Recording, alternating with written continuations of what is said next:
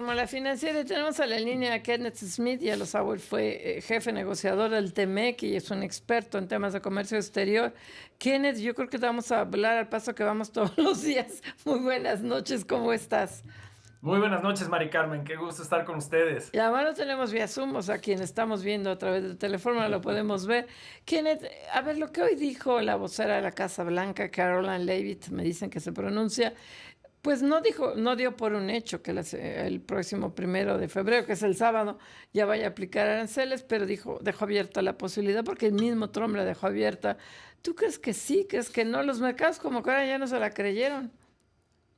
Mira, la realidad es que no sabemos a ciencia cierta qué es lo que va a hacer Donald Trump el 1 de febrero o en los próximos días o en las próximas semanas.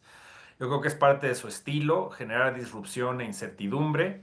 Ya le salió la jugada, por así decirlo, en 2019 cuando amenazó en ese entonces con incrementar los aranceles y violar el Telecán y en ese sentido forzar a que hubiera un acuerdo migratorio entre México y Estados Unidos.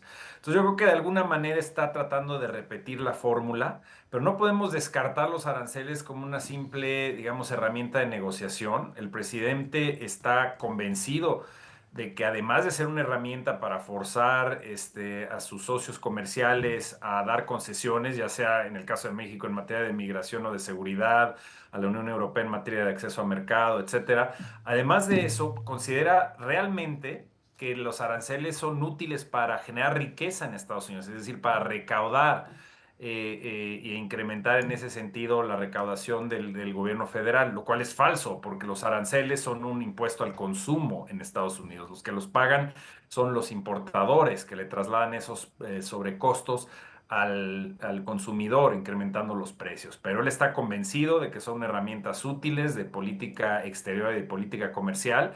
Y hasta el momento, pues no hay un cambio en su postura. Él dijo que a lo mejor los implementaba el 1 de febrero y yo creo que tienen la instrucción en la Casa Blanca de dejar esa duda en el aire y así yo creo que vamos a seguir varios días más. Kenneth, Kenneth Smith, ¿cómo estás? Te saluda Marco Antonio Mares. Muy buenas noches, Kenneth, qué gusto Muy buenas saludarte. noches, Marco Antonio. Kenneth, ¿qué hay que esperar que haga el gobierno mexicano? Porque ya vimos con Petro que, pues con la reacción que tuvo, pues así le fue. Y si México optara por aplicar aranceles en réplica a lo que haga Estados Unidos, ¿cómo nos iría? ¿Es un camino que deberíamos de explorar o de plano buscar la negociación en los temas de migración y de seguridad? Mira, yo te diría que la experiencia en 2018 fue que cuando Estados Unidos implementó las medidas de seguridad nacional e incrementó los aranceles al acero y aluminio, México, dentro de las siguientes 3 semanas de que Estados Unidos impuso las medidas, respondió con represalias por casi $1,000 millones. Eso hizo que el gobierno del presidente Trump se sentara con México y Canadá en el marco de la negociación del TEMEC y negociara exclusiones para México y Canadá de medidas de seguridad nacional para el sector automotriz. Entonces, es una lección importante de que, por supuesto, debes mostrar disposición para negociar, para trabajar en un diálogo constructivo, en este caso de México, en materia de migración y de seguridad, pero también te tienes que parar firme ante Donald Trump y defender la integridad del tratado. Si Estados Unidos incrementa los aranceles, eso es una violación del TEMEC y entonces México y Canadá, esperemos, tienen que responder y sí con represalias que no necesariamente tienen que ser al mismo nivel de lo que imponga Estados Unidos. Tenemos que cuidar que no nos demos un balazo en el pie pegándole insumos necesarios para nuestra producción o a productos agrícolas donde vayamos a generar inflación en México. En fin, se pueden armar las listas de represalia de tal manera de que mandas una señal sólida a Estados Unidos de que estás dispuesto a defender el tratado y en paralelo, sí, trabajar en un diálogo constructivo en migración y seguridad. El ejemplo de Colombia es bueno también porque ahí entrar a las patadas, por así decirlo, en redes sociales con el presidente Trump siempre es una apuesta perdedora. Y yo creo que hasta el momento el gobierno de México ha tratado de mantener la calma. Esas son las palabras que ha utilizado la presidenta Sheinbaum. Yo creo que debemos seguir en ese tenor, no apanicarnos, no apresurarnos, tampoco dar concesiones antes de tiempo pensando que de aquí al 1 de febrero hay que cerrar algún tipo de acuerdo si no nos van a imponer aranceles. Tomarlo con calma, ver qué es lo que pasa, pero estar preparados, preparados con listas de represalias, preparados con argumentos en migración y seguridad que puedan llevarnos a un diálogo constructivo con Estados Unidos. Sí, desde luego, Kenneth, te saluda José Yuste. Fíjate qué es esto, lo que vemos, un Donald Trump al parecer distinto al de 2016, pero un Donald Trump con el cual sabemos que es lo que quiere. Al parecer quiere migración y tema de seguridad y fentanilo. Utiliza obviamente la palanca de los aranceles para conseguirlo, y desde luego pues tiene alguno que otro sector que sí lo ve mucho, ¿no? El sector automotriz, en fin, como que si logras negociar en conjunto con él, como que llevas un balance, podríamos lograr que esto fuera hacia adelante.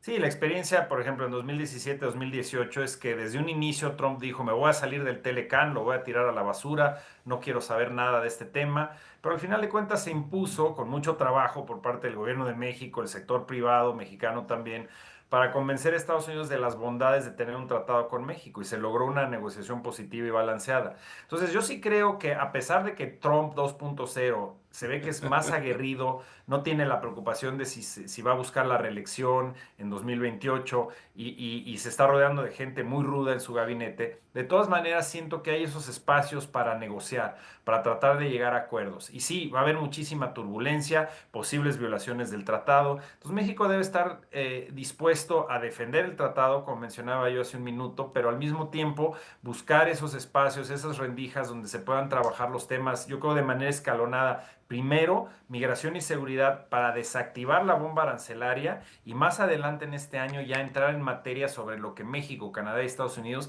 quisieran obtener de la revisión del 2026. No hacerlo todo junto y apresurado en este momento, porque sería muy peligroso para México que te empiecen a cruzar temas de migración y seguridad con capítulos del TEMEC y disposiciones que quisiera cambiar Estados Unidos, pero sí irlo estructurando de tal manera que salgas primero del problema de la amenaza arancelaria, llegues a acuerdos en migración y seguridad y vayas construyendo el camino hacia la revisión del TEMEC en 2026. Ahora, lo que sí también parece que es un hecho, Kenneth, es que Trump, si no nos impone los aranceles, sí va a presionar por adelantar la negociación. El TEMEC tiene fecha 1 de julio, creo, de 2026. ¿Qué pasa si esta fecha no se cumple? O sea, México puede decir que no y Canadá no, o pueden ceder y no pasa nada. Sí, el texto es lo suficientemente amplio donde si los tres países se ponen de acuerdo, por ejemplo, en 2026 y se relanza el tratado por otros 16 años, cada 6 años vas repitiendo el ejercicio. Si no se ponen de acuerdo en 2026, no se acaba el tratado, eso es importante entenderlo. No, El no, mi tratado está en duda es vigor si hasta pueden 2036. adelantarlo, si puede adelantarse este año, que si la fecha de Sí 1 de julio podrían, es en teoría, los países inamovible. acordar Sí, tener un calendario más ok. acelerado de revisión, pero eso va a depender del consenso que se dé entre los tres países, sin lugar a duda. Sí, Kenneth, y en cuanto al impacto potencial, yo sé que hay que esperar a ver de qué tamaño son los aranceles. Yo creo que sí van a aplicar, sí va a aplicar el presidente de Estados Unidos, Donald Trump, aranceles a México. Lo ha dicho, nos comentabas al principio de tu comentario que está convencido de que es redituable la política de aplicación de aranceles, y en ese sentido yo creo que de cualquier forma, aunque México colabore, aunque México participe en las medidas que creen necesarias para abatir la migración y la delincuencia, de cualquier forma nos va a aplicar algún arancel, aunque sea de un menor tamaño. ¿Qué daños podríamos tener, Kenneth? Bueno, dependiendo de la magnitud de los aranceles que implemente, y yo creo que es más probable que implemente aranceles, digamos, en ciertos sectores, por ejemplo, pegándole a sectores donde cause daño a las exportaciones mexicanas, por ejemplo, en el sector agrícola, porque hay presión en Estados Unidos de estados como Florida y California para proteger sus frutas y hortalizas de las importaciones mexicanas. Entonces ese podría ser un objetivo inicial, por ejemplo, que sería desafortunado, pero cualquier nivel de arancel que imponga Estados Unidos sobre México, pues obviamente genera una disrupción en el comercio, puede generar dentro de estas distorsiones una caída en las exportaciones de México a Estados Unidos. Dependiendo de los productos que escojan, también Estados Unidos se vería dañado. Por ejemplo, Estados Unidos importa más de 140 mil millones de dólares de productos del sector automotriz, más de 100 mil millones en autopartes. Entonces, si suben los aranceles, también eso va a encarecer insumos importantes para la economía estadounidense. Entonces, en un escenario de potencial guerra comercial o guerra comercial parcial, El único país que gana en todo esto es China, porque una a Norteamérica que no está unida, que está involucrada en una guerra comercial entre sus miembros, pues pierde competitividad, pierde tiempo muy valioso para organizarse, eliminar las barreras comerciales e incrementar su productividad y competitividad con respecto a China. Entonces, esas son algunas de las consecuencias que yo sí creo que son graves de entrar en una dinámica, en una vorágine de incrementos arancelarios. Sí, desde luego, fíjate que esto, y rápidamente, Kenneth, ayer con lo de inteligencia artificial queda claro, ¿no? Que para Estados Unidos su problema es China y puede haber en México, podría llegar a haber después de que pase todo esto, un aliado. Sí, por supuesto, ese es el argumento de México. México y su economía son esenciales, no es que sean importantes, somos esenciales para que Estados Unidos logre, junto con Canadá, competir con China. De lo contrario, ya lo vimos. Hay una verdadera carrera, digamos, por la supremacía tecnológica entre Estados Unidos y China, sobre todo en los sectores del futuro, inteligencia artificial y otros sectores.